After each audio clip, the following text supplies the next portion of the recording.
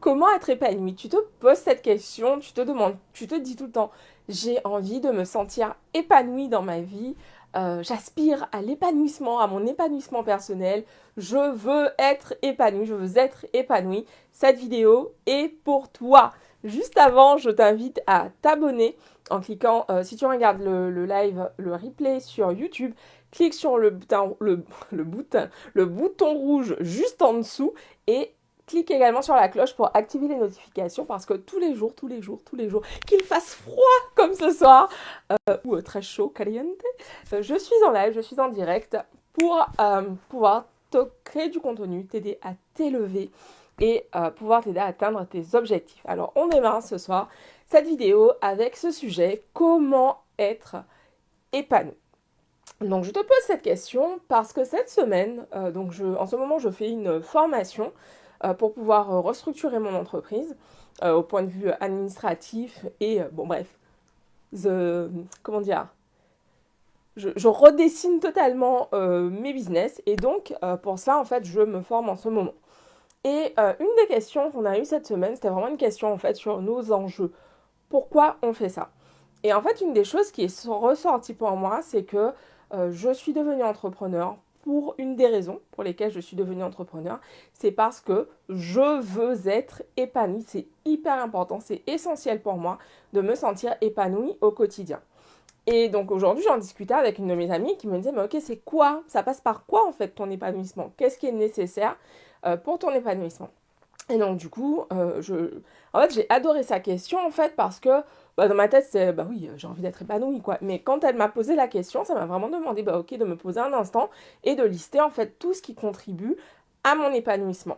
Et en fait, je te pose cette question ce soir à ton tour parce que vous savez que les lives du jour sont directement liés de ce que je vis en fait au quotidien. Et franchement, j'ai adoré cette question. J'ai adoré cette question que m'a posée Maëlle Cabarrus. Elle m'a dit mais qu'est-ce qui contribue en fait à ton épanouissement? Et c'est à mon sens vraiment une question importante parce que souvent on se dit je veux être épanoui, mais qu'est-ce que ça veut dire pour toi?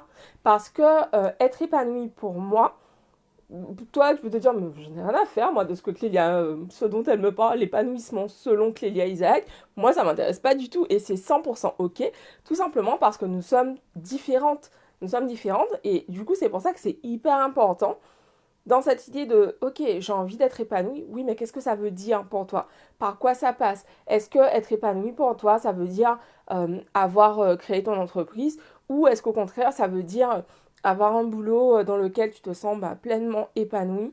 Qu'est-ce que ça veut dire? Est-ce que ça veut dire, voilà, avoir ta maison, je sais pas, ta maison avec ton jardin, avec vue sur mer, ou est-ce que ça veut dire vivre en ville, dans un duplex, etc. Enfin, par quoi ça passe? Quel est l'environnement qui contribue à ton épanouissement?